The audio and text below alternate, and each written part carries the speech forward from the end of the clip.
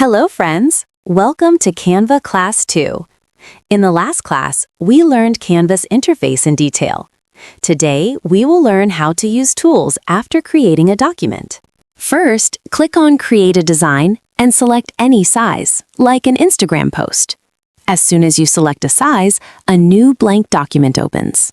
Now, the panel on the left side contains Canva's main tools. The first option is Templates. From here, you can choose ready-made designs. Click on any template, and it will automatically apply to your page. You can also edit the template as you like. The next option is Elements. From here, you can add shapes, icons, lines, stickers, and graphics. You can search anything in the search bar to find what you need, like circle or arrow. You can select any element and change its size and position. Now let's talk about the Text tool. From here, you can add headings, subheadings, and simple text. After adding text, you can change font, size, color, and alignment from the top bar. This tool is one of the most important parts of design.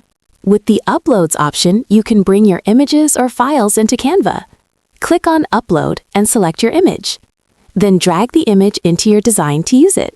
So friends, in today's class, we understood Canva's basic tools and their usage. Now, use these tools to create a simple design and practice. In the next class, we will learn more advanced tools and effects.